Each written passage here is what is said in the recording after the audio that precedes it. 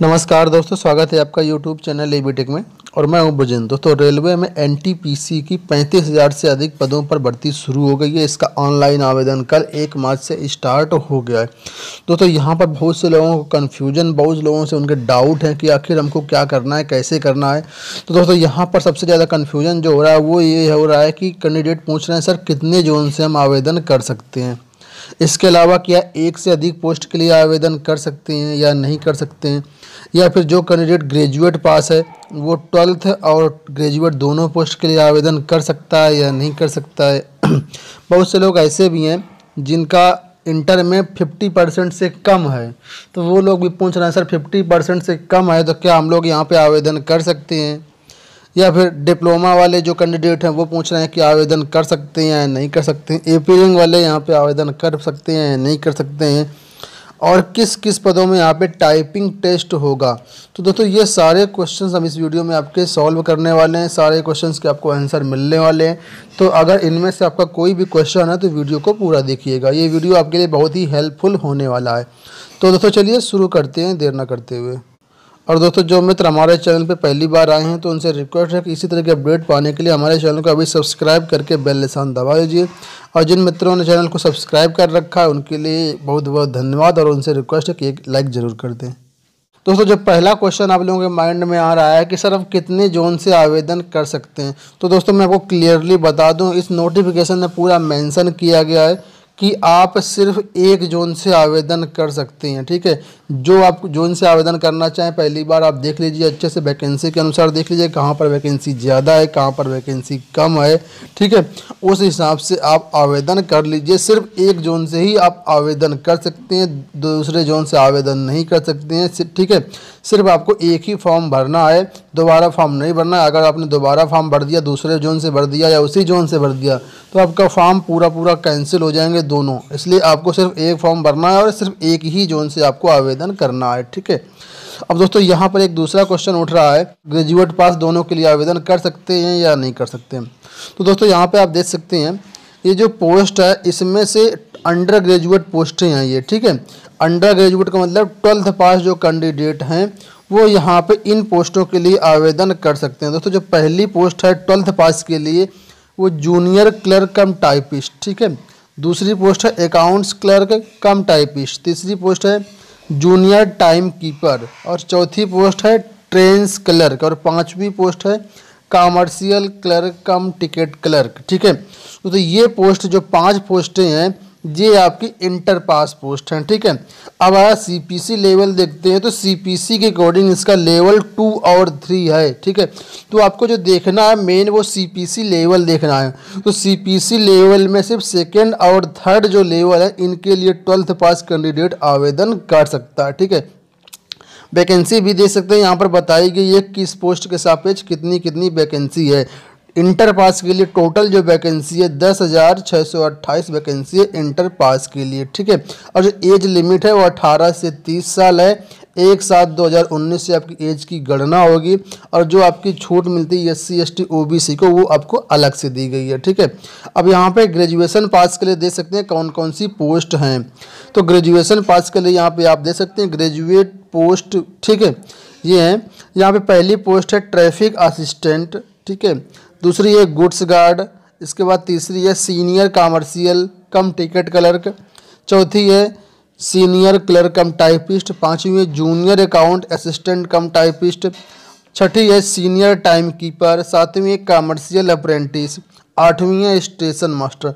तो ये जो पोस्ट हैं ये ग्रेजुएशन पास के लिए यानी स्नातक पास के लिए, चाहे आपने BA किया हो या BSc किया हो या BCom किया, कुछ भी किया हो, आप इन पोस्ट के लिए आवेदन कर सकते हैं। और CPC के अकॉर्डिंग अगर आप इसका लेवल देखना चाहें तो यहाँ पे आप देख सकते हैं CPC के अकॉर्डिंग 4, 5, 6 3 लेवल की पोस्ट इसमें दी गई हैं, 4, 5, 6 CPC के अकॉर्डिंग। तो मेन आपको CPC के अकॉर्डिंग यहाँ पे लेवल देखना है। ठीक है, वैकेंसी भी दे सकते हैं हर पद के सापेक्ष, यहाँ पे वैकेंसी भी बताई गई है किस पद में कितनी वैकेंसी है। तो अगर आप ग्रेजुएट कोर्स की बात करते हैं तो यहाँ पे स्टेशन मास्टर के लिए सबसे ज़्यादा वैकेंसी है 6,865। उसके बाद जो दूसरी वैकेंसी है वो गुड्स गार्ड के लिए 5,748, और तीसरी वैकेंसी है सीनियर कमर्शियल कम टिकट क्लर्क के लिए 5,638। और टोटल वैकेंसी यहाँ पे 24,649। ठीक है, यहाँ पर दोस्तों जो एज आपको मिलेगी 18 से 33 साल तक आप इसमें आवेदन कर सकते हैं। जो छूट मिलती है आपको वो सब अलग से आपको यहाँ पे मिलेगी। ठीक है, अब यहाँ पे दोस्तों जो क्वेश्चन उठ रहा है कि जो ग्रेजुएट पास कैंडिडेट है क्या वो इंटर पास के लिए भी आवेदन कर सकता है? तो यहाँ पर आपको बता दूं कि ग्रेजुएट पास कैंडिडेट दोनों पोस्ट के लिए आवेदन कर सकता है। ठीक है, कोई दिक्कत नहीं है, लेकिन यहाँ पे आपको एक चीज़ ध्यान देने की बहुत ज़रूरत है। यहाँ पे साफ दिया गया एक चीज़ कि आप यहाँ पे आप देख सकते हैं इसमें कि जो आपका CBT एग्ज़ाम होगा, ठीक है, उसमें आपको डिफरेंस आ जाएगा अगर आप एक से अधिक पोस्ट के लिए आवेदन कर सकते हैं। ठीक है, तो यहाँ पर आप देख सकते हैं कि जो अलग अलग पूरी पोस्टें हैं यहाँ पे सब बताई गई हैं। टोटल 13 पोस्टें हैं इंटर और ग्रेजुएट दोनों के लिए। ठीक है, यहाँ पे आप 13 पोस्ट देख रहे हैं। CPC लेवल भी बताया गया, 2, 3, 4, 5, 6 सारी पोस्टें यहाँ पे दी गई हैं।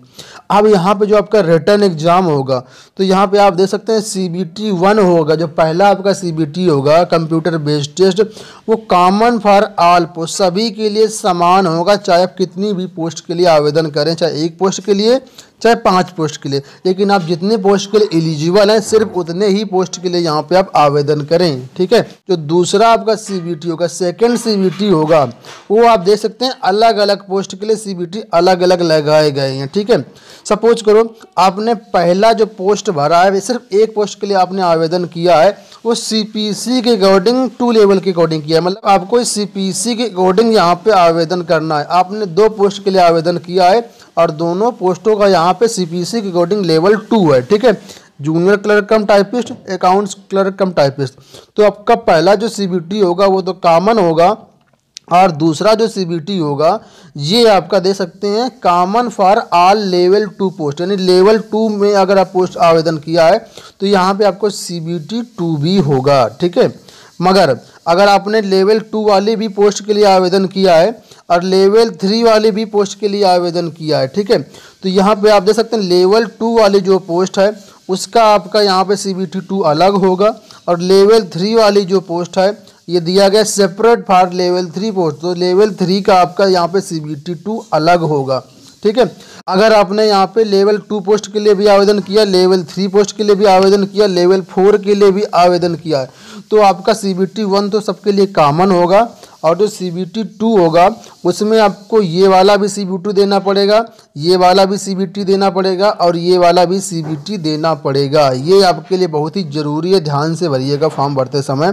कोशिश आप ये करिए कि एक ही लेवल की सारी पोस्ट आप फिल कर दीजिए। ठीक है, अगर आप इंटर पास हैं तो यहाँ पर आप ये चारों पोस्ट फिल कर सकते हैं। ठीक है, साथ में ये लेवल 3 की जो एक पोस्ट है इसको भी आप फिल कर सकते हैं। लेवल 2 और लेवल 3 इंटर पास के लिए है। ठीक है, ठीक है, तो यहाँ पर आपको ये करना ये है कि जितने भी पोस्ट के लिए आप आवेदन करेंगे सबका यहाँ पे CBT 2 अलग अलग होगा और सबको और आपको सारे CBT यहाँ पे देने पड़ेंगे।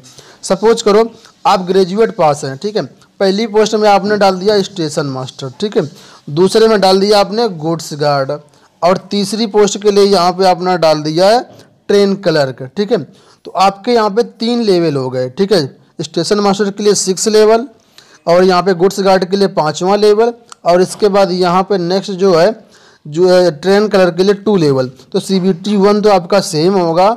अब ये 2 लेवल के लिए आपको ये CBT देना पड़ेगा और स्टेशन मास्टर के लिए लेवल 5 के लिए आपको ये CBT 2 देना पड़ेगा और स्टेशन मास्टर के लिए आपको ये CBT देना पड़ेगा। तो यहाँ पे आप कितने भी पदों के लिए आप आवेदन कर सकते हैं, बस आप उसके लिए एलिजिबल हो और उसी के अनुसार यहाँ पे आपका CBT 2 जो होगा वो अलग अलग होगा। आप अलग अलग पोस्ट के लिए आवेदन करेंगे तो आपको अलग अलग यहाँ पे CBT 2 एग्ज़ाम देना पड़ेगा। ठीक है, और दोस्तों जो अगला क्वेश्चन है, क्या इंटर में जिसके 50% से कम है वो आवेदन कर सकते हैं या नहीं कर सकते हैं? तो दोस्तों ये पूरा अनेक्सर एक फॉर्म है, यहाँ पे सारी एलिजिबिलिटी बताई गई, पूरी ऑफिशियल है ये।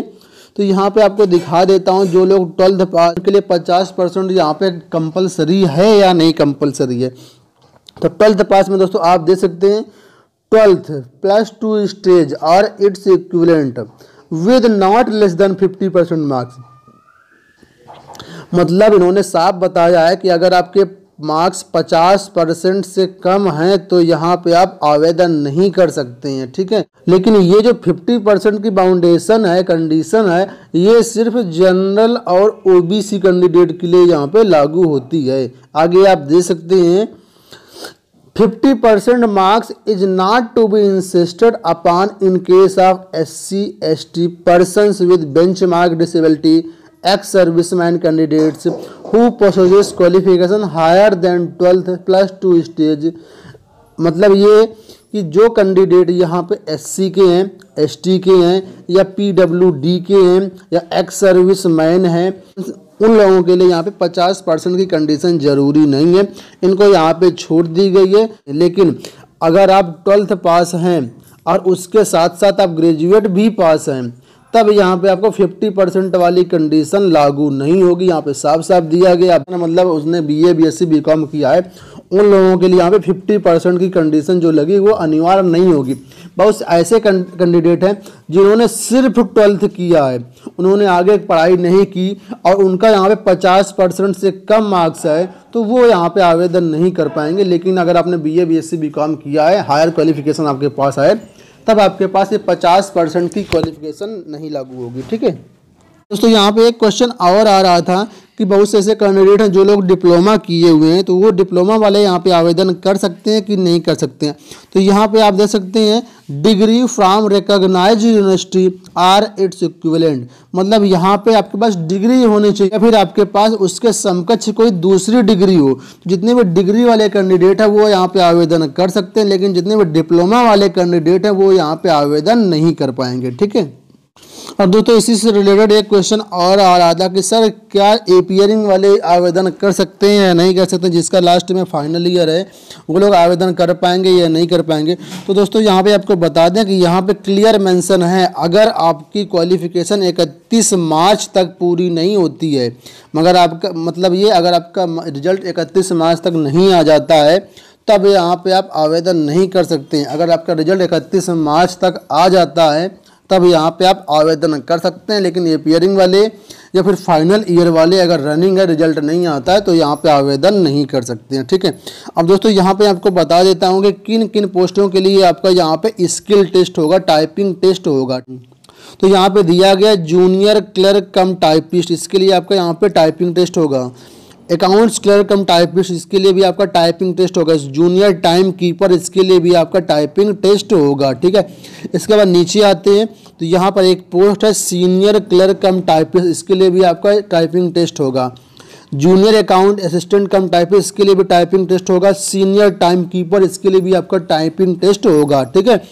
और स्टेशन मास्टर के लिए यहाँ पे कंप्यूटर बेस्ड एप्टीट्यूड टेस्ट यानी CBAT एग्जाम इनका होगा स्टेशन मास्टर पद के लिए। और अगर आप ट्रैफिक असिस्टेंट के लिए डालते हैं तो यहाँ पर आपका CBAT इसके लिए भी होगा। और दोस्तों जहाँ पर ये आपका डाट बना है, यहाँ पर आपका ना तो टाइपिंग टेस्ट होगा और ना ही CBAT एग्जाम होगा। मतलब अगर सिलेक्शन की बात करें टोटल, तो यहाँ पर आपको कॉमन 1 भी आपको CBT 1 जो एग्ज़ाम होगा वो सबको देना पड़ेगा। इसके बाद जैसा आपने आवेदन किया उस हिसाब से यहाँ पे CBT 2 एग्ज़ाम देना होगा। अब CBT 2 आपका एक भी हो सकता है, अधिक भी हो सकता है, वो डिपेंड करेगा आपका कि आपने कितनी पोस्ट के लिए आवेदन किया है, उस हिसाब से आपका CBT 2 एग्ज़ाम होगा, ठीक है। उसके बाद पोस्ट के अकॉर्डिंग भी आपका यहाँ पे टाइपिंग टेस्ट होगा या फिर CBAT एग्ज़ाम होगा। उसके बाद आपका यहाँ पे डॉक्यूमेंट वेरिफिकेशन होगा और लास्ट में आपका यहाँ पे मेडिकल होगा। सारे स्टेप गुजरने के बाद यहाँ पर आपका सिलेक्शन होगा मेरिट के अकॉर्डिंग। तो दोस्तों यही वीडियो था, आई होप को वीडियो अच्छा लगा होगा। अगर दोस्तों वीडियो अच्छा लगा तो वीडियो को लाइक कर दीजिए। अगर आपका कोई क्वेश्चन है तो नीचे कमेंट करके हमसे पूछ सकते हैं। और दोस्तों अगर आपने चैनल सब्सक्राइब नहीं किया हुआ तो इसी तरह के अपडेट पाने के लिए हमारे चैनल को अभी सब्सक्राइब करके बेल निशान दबा लीजिए। तो दोस्तों आज के वीडियो में इतना ही, फिर मिलते हैं किसी नेक्स्ट वीडियो में। तब तक के लिए bye bye, take care, thanks for watching.